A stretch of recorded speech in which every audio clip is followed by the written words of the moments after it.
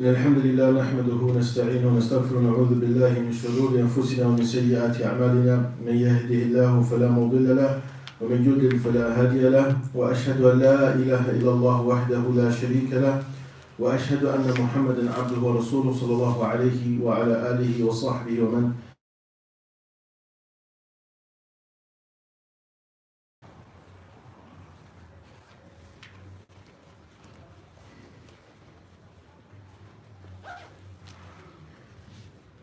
So inshallah ta'ala, as mentioned today, we'll start Suratun-nisaa, Tafseer of Suratun-nisaa, alhamdulillah, after completing the Tafseer of Ali Imran. And just in general, as a reminder, the Tafseer that we're doing is a summarized, concise Tafseer, just understanding the meaning of the ayat. Again, a person is encouraged to do further reading for more in-depth contemplation of the Quran, especially from the works of the likes of Ibn Kathir, rahimahullah ta'ala, or Tafseer al-Sa'di, rahmatullah alayhi, and there's other than that of the books of Tafseer that a person can benefit from. As for Suratun-nisaa, فهي سورة مدنية وآياتها 176. It's Madaniyah, it was revealed when? After Hijrah to Medina. And it's 176 ayah. ونزلت بعد سورة الممتحنة وفي جزء قد سمع. And it was revealed after Surah Al-Mubtasim. So as we know, of the things that they mention in some of the works of Ulum al-Quran, you have Tartib al-Nuzul or Tartib al-Mushaf. You have that which is in order of revelation and order of the Tartib of the Mushaf, of its order in the Mushaf. Naam. Allah subhanahu wa ta'ala, he starts off by saying after أعوذ بالله من الشيطان الرجيم بسم الله الرحمن الرحيم يا أيها الناس اتقوا ربكم الذي خلقكم من نفس واحدة وخلق منها زوجها وبث منهما رجالا كثيرا ونساء واتقوا الله الذي تساءلون به والأرحام إن الله كان عليكم رقيبا. The first ayah Allah mentions يا أيها الناس, يعني يا بني آدم. Allah is addressing all of mankind. اتقوا ربكم. اتقوا ربكم أي اعبدوه وحده لا شريك له. And you worship Allah subhanahu wa ta'ala alone, not associate any partners with Him. الذي خلقكم من نفس واحدة. And Allah, the one who has created you from one soul. وهذا النفس أو هذه النفس آدم عليه السلام. فكل بني آدم من آدم. مصدرهم واحد. Their reference goes back to the same. نعم. Allah subhanahu wa ta'ala خلق آدم وخلق منها زوجها. يعني هذه النفس آدم أصلا خلق منه زوجه حواء. Allah created from Adam his wife Hawa. التي خلقت من دلعه الأيسر. And she was created from the left rib of Adam عليه السلام. وجاء في الحديث, as it came in the hadith, إن المرأة خلقت من دلع وإن أعوج شيء في الدلع أعلاه وإن أعوج شيء في الدلع أعلاه فإن ذهبت تقيمه كسرته وإن استمتعت بها وفيها عوج. It mentioned in this hadith that the woman, she was created from the rib, and indeed the part of the rib that is most crooked is the top of it, the highest part of it. So if you try to straighten it, you will break it. But if you enjoy it, then you will enjoy it regarding whether it is bent or not, and regarding its crookedness. Despite its crookedness, you still enjoy it. And from this we learn, not only is it specific to the woman, but even the men, we have shortcomings, we'll make mistakes. If we was to look at everything that a person does and point the finger, you would never enjoy each other's company. Now, but just as it's easy for you to say something that you don't like about someone, you can easily find something that you like about them, or that which is a reason why you're with them in the first place, that which allows you to overlook those shortcomings. But those who are looking for someone without shortcomings, then you're looking for something that does not exist. But rather it's upon us to look at the reality of mankind, that we'll fall short, we'll make mistakes, but we'll also do things that a person likes. So spend more time looking at those matters than the things that are displeasing to you. Now, and a part of this is understanding the nature that Allah subhanahu wa ta'ala has created us upon. Allah mentions وَبَثَّ مِنْهُمَا يعني بث منهما نشر من آدم وحواء عليهم السلام رجالا كثيرا ونساء. And from them came many men and women. From this, Allah subhanahu wa ta'ala has made clear the signs of what is referred to as procreation. Now, Allah huwa al-Khaliq. Allah is the sole creator.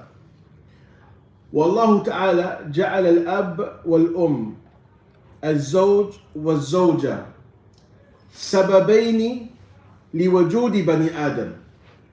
Allah has made the man and the woman, the father, the mother, the husband, the wife, means for the existence of mankind. ولا يمكن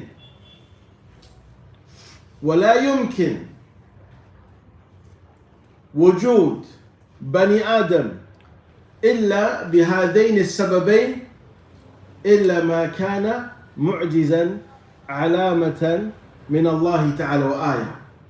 It's not possible for there to be anyone existing, mankind, except via these two means. Except for those whom Allah subhanahu wa ta'ala made a sign, a proof. Naam. For example, who do we know of from Allah subhanahu wa ta'ala created without these two means? Isa Islam. But prior to that, why are we going all the way down here? We just mentioned it. Adam alayhi salam. Adam alayhi salam, Allah subhanahu wa ta'ala khalaqahu biyadayhi. Allah created Adam with his two hands. Naam. And then created from him his wife. This is the second one. And then we have Isa alayhi salam. Even those who try to play with science and the likes, they will always need the fluid of the man and the egg of the woman. وَهَذِهِ مِنَ الْآيَاتِ الْبَيِّنَاتِ. These are from the clear signs that Allah has given. التي فطر الناس عليها. That Allah has nurtured mankind upon. This is the natural inclination that we know. That the means of procreation, that Allah will create the soul, create the human in the womb of a woman, is by way of the man and the woman. There's no other means. There's no other means. So Allah mentions those who you call upon other than Allah subhanahu wa ta'ala. لَن يَخْلُقُوا ذُبَابًا وَلَوْ اجْتَمَعُوا لَهُ. They cannot create a fly, even if they all came together. Subhanallah. Allah huwa al-Khaliq. Allah is the creator, the sole creator. La sharika lah. He has no partner in this. That's why the agenda that some they push, where we stray away from this natural inclination that we've been created upon, that is the way to stop the growth of mankind. It's called population control. But they paint it in a colorful picture. They took a natural sign from Allah subhanahu wa ta'ala and hijacked it and claimed it means diversity. The rainbow. The rainbow doesn't belong to them. The rainbow belongs to Allah subhanahu wa ta'ala. So when you see the rainbow, when it rains and it's sunny, make sure you highlight this to the children. This is the true rainbow that we look at and we enjoy, and we look at the beauty of it, that is a sign from Allah subhanahu wa ta'ala. Not for those who follow their desires. Because a core principle of Islam is submission. And a core principle of submission is sacrifice. And from that is giving up what? One's desires. So those who are pushing these agendas, especially towards the children, they are only showing that they don't have control of their desires. That they don't have any form of submission. They only submit to their desires. And in reality, they are slaves of desires. They will say the Muslim is closed-minded and everything. La. The Muslim submits. The Muslim promotes that which Allah has educated us. Now when we are speaking this talk, this is not my personal opinion. This is what Allah subhanahu wa ta'ala has revealed to us. That Allah created Adam. And from Adam He created Hawa. And from them came many men and women. And the only way for a human being to come into existence by the command of Allah subhanahu wa ta'ala is by the fluid that is created naturally within mankind by Allah subhanahu wa ta'ala. Now, and the egg that Allah has created in the womb of the woman, this is the only way mankind will come into existence. And no scientist can create the likes of that fluid from the man, nor the egg that is found in the woman. Yet they are still debating this. Yet they are still opposing the command of Allah subhanahu wa ta'ala. Rather than embracing their attitude, you know what, subhanallah, this is a sign from Allah. No matter how much technology advances, Allah didn't say they won't be able to create mankind. Allah said they cannot create a fly. SubhanAllah. Now ponder on a fly. How many different types of flies are there? You know about the one-day fly? Literally, you see it one day, it's dead the next time. They call them the one-day flies. Remember those little green ones? Then you got the fruit flies. When you go to the market, you pick up banana, they come. You can't even see them until you touch the banana. They're so tiny. Allah said they can't even create one of those. One. And this is why we have to refer back to the Quran. When we're giving da'wah, when we're calling people to Allah, Allah has given you the answers in the Quran.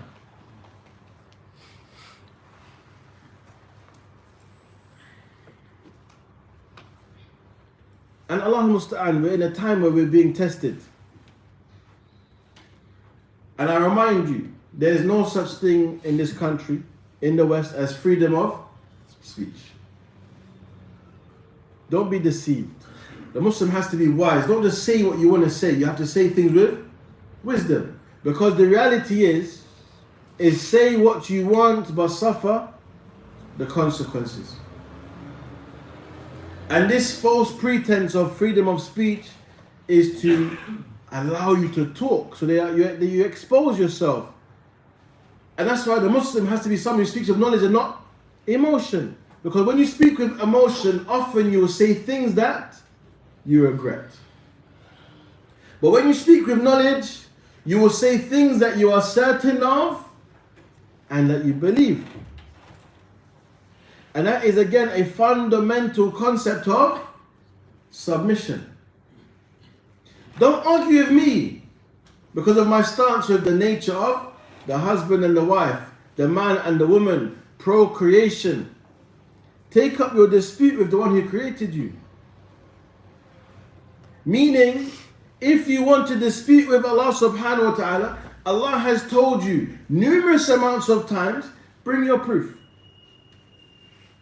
If you do not believe, bring your proof. Show us how a baby can be born other than by the way of sperm and an egg. Is there any way? No. And as we've mentioned, there are three whom Allah has created without the presence of a mother and a father. Adam alayhi salam, wa Hawa alayhi salam, and Isa bin Maryam alayhi salam. Other than these three, we don't know of those who are created without both a mother and a father. And again, this was a sign of what? A sign from Allah subhanahu wa ta'ala, for mankind to submit to Allah. Now, that Allah subhanahu wa ta'ala يَخْلُقُ مَا يَشَاءُ كَيْفَ شَاءُ مَتَى شَاءُ. Allah creates what He wills, whom He wills, however He wills, whenever He wills. وَاللَّهُ تَعَالَى لَا يُسْأَلُ عَمَّا يَفْعَلُ. Allah is not asked about what He does. Because Allah huwa al-Khaliq. أَلَا لَهُ الْخَلْقُ وَالْأَمْرُ. Is it not for Allah the creation and the command? We have to submit. Now, but Allah al-Musta'an, Ahlul Fasad, the people of evil, they are the ones who submit to their desires and push these agendas and ideologies that oppose the natural inclination mankind was created upon. So why do you think they attack children and not adults? Because children are sponges. Even when they don't understand, many times they just accept. إِلَّا مَنْ رَحِمَ اللَّهِ. But how are we going to change the ideologies that an adult has been raised upon, nurtured upon for centuries? We're not saying the last 10, 40 years. Hundreds of years. All of a sudden, in the millennium time, everything's going to change. Allahu Musta'an. Alhamdulillah, I searched the Cambridge online dictionary not long ago. And the definition of a man and a woman is still sound. Walillahi alhamd. And these are things that we cannot negate. And we shouldn't be forced to oppose this either. And this is oppression. Now, the issue is not with mankind who are upon sound fitrah, that recognize the creation of man and woman. This is from the signs of Allah subhanahu wa ta'ala. That Allah created us different, despite coming from the same process. The same process of creation, yet we come out different. Men and women, different colors, different shapes, different physical attributes, and This is all from the signs of Allah subhanahu wa ta'ala. And I remember I saw a picture of this, and it showed a platter of mixed fruit. And it said they are all from the same water. They're all given the same water. Yet the way they emerge, Allah has made grains of different seeds that come out different. All of these different things that Allah has created as what? As sustenance for mankind. That one can't comprehend. How? And that's why when they genetically modify foods, they haven't created it.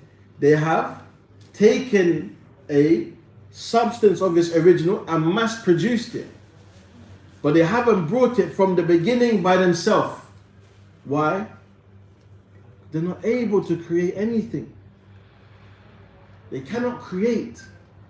Mankind cannot create. It's not from the attributes of mankind. That's why we say even the process of a child being born, the husband and the wife, or the mother and the father, they are a means. Allah is on who creates. And that's the reality. And that's why, for example, there are times when they're not able to bear children, despite carrying out the same process and actions. Because it's Allah who creates. So when Allah wills, that's when the child will come. If Allah does not will, it will not happen. It will not happen. And we have seen examples of this in the Quran and the Sunnah of the Prophet Muhammad sallallahu alayhi wasallam. Maybe many people read these ayats so much times, not realizing the time it will become so significant. And when you ponder, you always acknowledge Allah has always given us evidence for every time and place. As this is the biggest challenge now.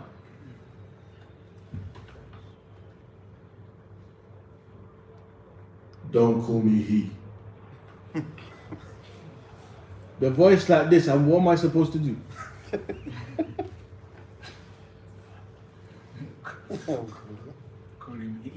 So this is what we do. We get a child who's not been corrupted from any place in the world. And we get that same person who says, don't call me he. And we put a barrier. And we say, talk. And we ask the child, is this a man or a woman? What's the child going to say? A man. It's a man. Why? Because that is the fitrah. That is the natural way that Allah has created them. But now what do they try to do? They try to distort and reset the fitrah. La. This is the reality. Allah has given us signs. That's why we ponder on the Quran.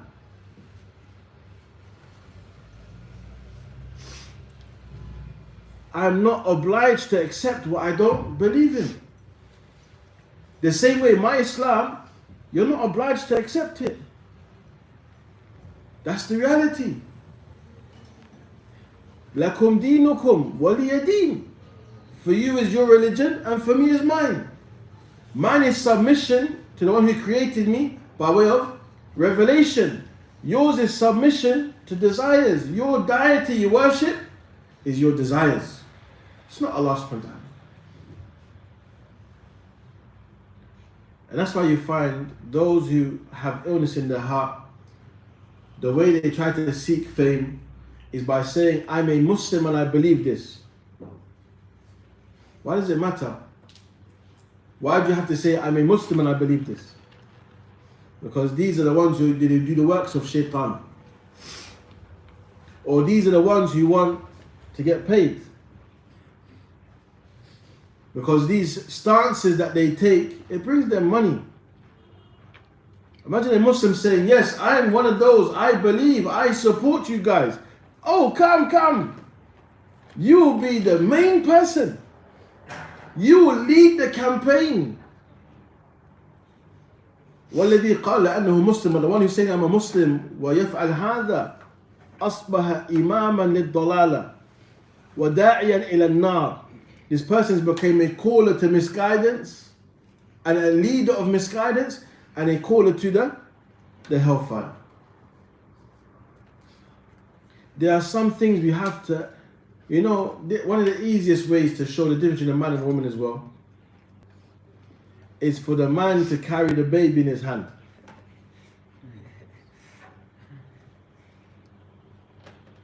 Listen, I'm 130 kg in weight. And bifadlillahi ta'ala, I've been able to bench press more than that. But carry a 5 kg baby for half an hour and my arm's going to sleep. But a mother now, not only is she carrying the baby, she's got a 6-pack of water, all the groceries in the other hand. And it's not like the baby weighs anything, the baby's just attached to her. But a man having to hold a child, he's looking at any opportunity to give the child back. Yaqub, alaysa kadhalik? Allah Mubarak, you're not a weak one either. Am I speaking the truth?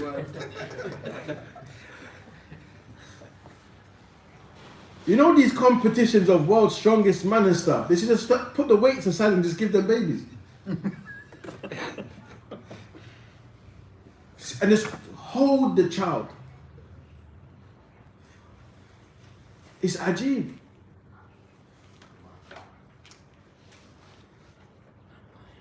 But what do we recognize from this? This is how Allah has created us. So yes, the man has strengths and the woman also has strengths. And they're different. And we're supposed to embrace these differences and stop trying to make them an issue. It's not an issue. It's a virtue. It's a sign from Allah subhanahu wa ta'ala. This is how Allah created us, different. Now. And within these differences, there are attraction. That's why when a woman starts to attribute herself with manly attributes, she loses her attraction. Why is that? Because the feminine aspect of her that is attractive to a man is lost. Same way if a man loses that natural manly attributes that he has, for many women he's no longer attractive.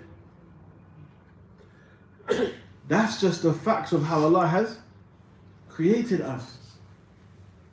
Now, so one, again, as we said, we speak with wisdom. This is the revelation of Allah subhanahu wa ta'ala. And you'll find, subhanAllah, Muslims have only had to become more vocal regarding this because those with these ideologies and agendas, they have become tyrannical, if that's even a word, in imposing these ideologies upon mankind and forcing us to accept it. And the reality is, why is it that it only works where they say it works? Why is it that a person can say, I identify as this? A man says, I identify as a woman and I'm obliged to what? Accept it. But a thief can't say, I'm a professional worker. I identify as having a full-time job of stealing. Why is it that it's not permissible? Do you understand? Why is it there's limitations? Because it's based on desires, it's not based upon truth. And this is the sad reality. It doesn't make sense, yet they will still force you to accept it. Why is it a person can't just walk into hospital and say, I identify as an experienced professional surgeon, let me do the surgery? You can't. I'm a doctor. Who said you're a doctor? I did. You have to accept it. I identify as a doctor. I'm a natural healer. They're going to say, no. So why is it that they can do it in other things and I'm obliged to what? Accept it? No. And we've seen cases in America. This guy identified as a woman, went to prison, and next thing you know, many inmates are pregnant. And they still don't wake up. Allah musta'an.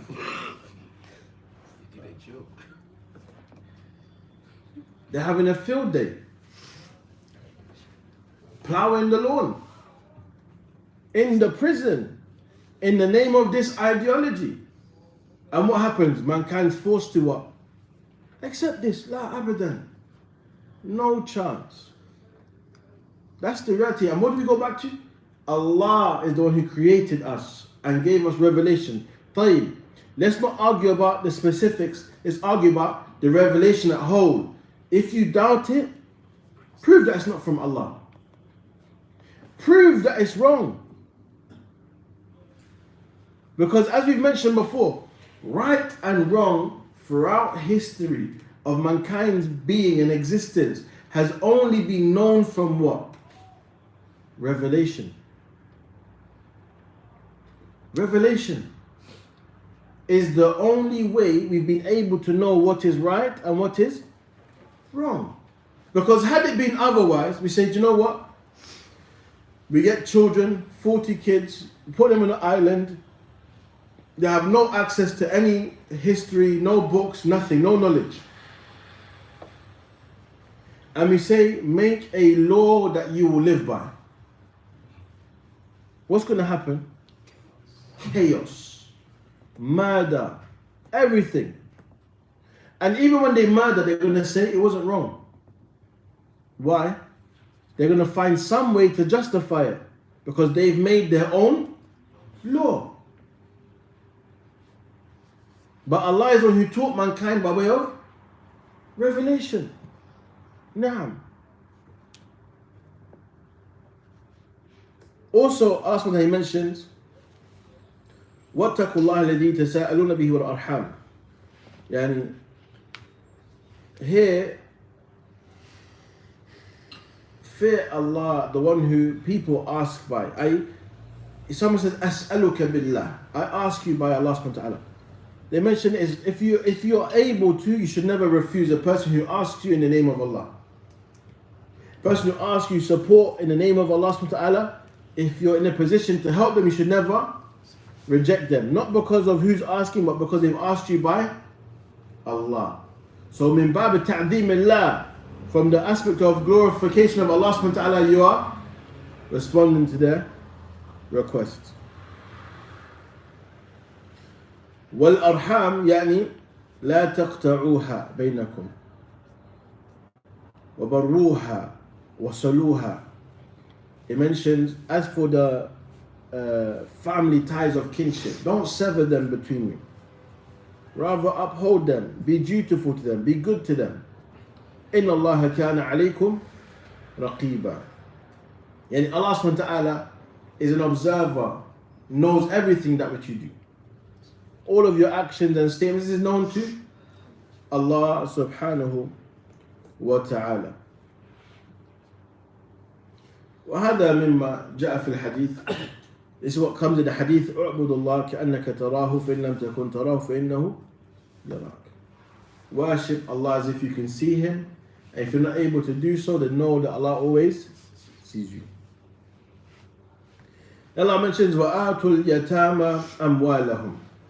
Allah then goes on to mention matters related to the rights of the orphans. And the orphan is man توفي أبوه وهو لم يبلغ بعد.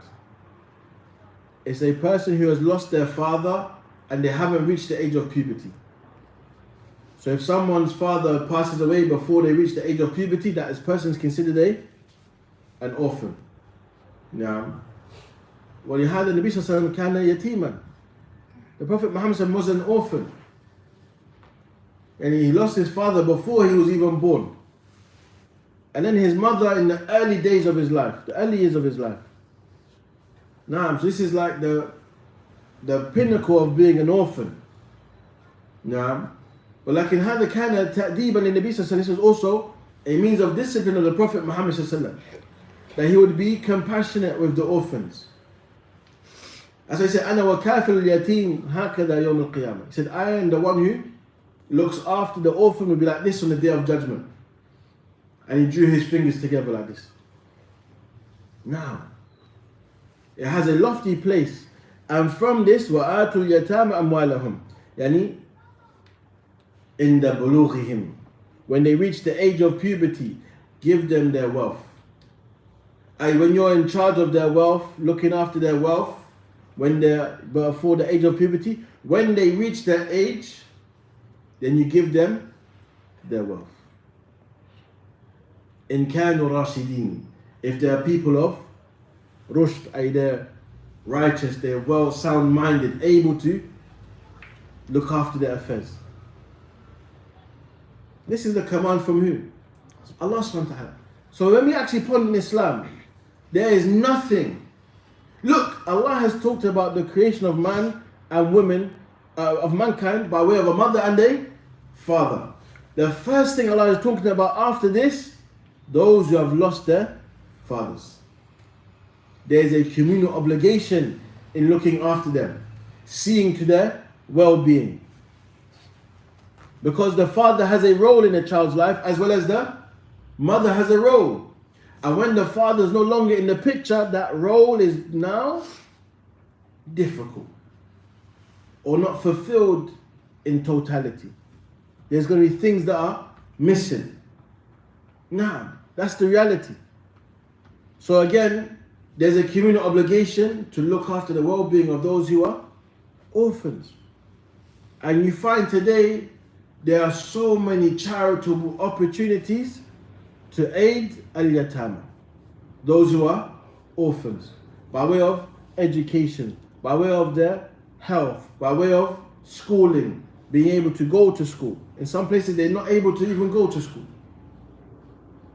Maybe they don't have a meal. Now there's boarding schools and the likes, places that they can live, have a shelter. But imagine times when this news wasn't widespread. A child is in the remote area, orphan, not able to find anyone who can take care of him or her. This is the reality that people go through. But it's not something that as Muslims we should turn a blind eye away from. If you have the ability to help with that which is easy for you. And seek the reward with Allah subhanahu wa ta'ala. Because wallahi, you forget. Imagine someone's young, because they're not orphaned forever. By the time they reach the puberty, they're going to start being in a place where they can fend for themselves. But that maybe that first 15 years of a person's life, you was helping them, helping a number of people in situations like that. And you don't even pay any mind, just saw it as a duty upon you. It's only when you return to Allah and you see the fruits of your charitable actions that you're able to see and rejoice from the reward that Allah has given you. One should not belittle these opportunities. And when you do things like this, keep it a secret. اجعل هذا سرا بينك وبين الله. Make it a secret between you and Allah subhanahu wa ta'ala. The only person who's going to know is the one that is helping you facilitate it. That means you're going through to sponsor an orphan and life, but don't let anyone know. Unless you found people are negligent of it and they need to be made aware of it, so you set an example. And that's the only reason people will know. But other than that, keep it a what? A secret. Keep it a secret. Then I mentioned وَلَا تَتَبَدَّلُ الْخَبِيثَ بِالطَّيِّبِ. يعني لا تأخذوا من مال اليتيم الطيب. Don't take from the good wealth of the orphan. وتعوضوه بالرديء من مالكم. And then you give them the worst of your wealth. And evil wealth is like riba, wealth from interest and the likes, or things that you wouldn't be pleased with for yourself, because wealth comes in different forms. Now, so don't take the wealth of the orphans, the good wealth of the orphans, and then give them a bad exchange. La abadan. ولا تأكلوا أموالهم إلى أموالكم إنه كان حوبا كبيرا. And this is saying, don't consume their wealth with your wealth. Indeed, this is a great sin. Of the things that is mentioned here, that this is mansukh.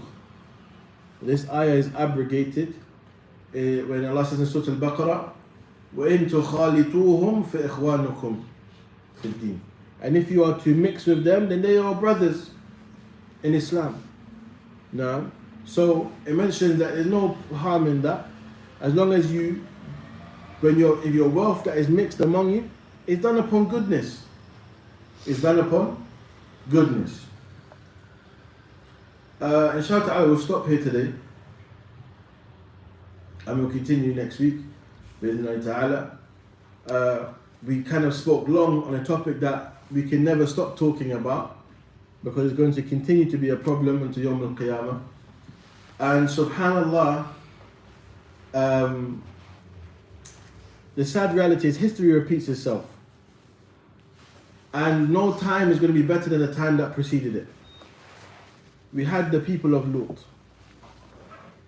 and what they were upon. So it's not something that's foreign to us, the evils of them. But now, because of the advancement in technology and the likes and means of education, it's important that we preserve the children's fitrah. So if you see TV shows, cartoons and stuff promoted, don't let your children watch it. Don't let your children watch it. Keep your children away from anything that will corrupt their fitrah. As for my classes, Monday to Thursday, 7 o'clock. Now, Monday to Thursday, Monday, Tuesday, Wednesday, Thursday, 7 o'clock. Next week, inshallah, Monday, Tuesday, Wednesday, there's no class. Okay, next week, Monday, Tuesday, Wednesday, there's no class. Inshallah. No. But yeah, alhamdulillah, as I mentioned earlier, you'll always find Allah has given us clear proofs in the Quran that suffice us, especially in our times today. The first ayat of Suratun-nisaa, clear as day. Clear as day. You will never be able to have a child unless there was a man's sperm and a woman's egg. That's the reality. And that's what Allah has told us. So don't waste your time arguing with them. Tell this is what Allah said. You don't believe? Khalas, that's you. Leave me alone. I don't believe what you are saying. I'm not compelled to. You're going to do whatever you're going to do, but just keep me out of it. Keep me far out of it. You see? Because look, we don't impose Islam upon anyone. We call people to Islam. And they accept if they believe. If Allah has given them tawfiq. But they impose upon you their evil and their ideologies that oppose the natural inclination that Allah has created us upon. فنكتفي بهذا. اللهم صل وسلم على نبينا محمد وعلى آله وصحبه أجمعين. جزاكم الله خيرا. السلام عليكم ورحمة الله وبركاته.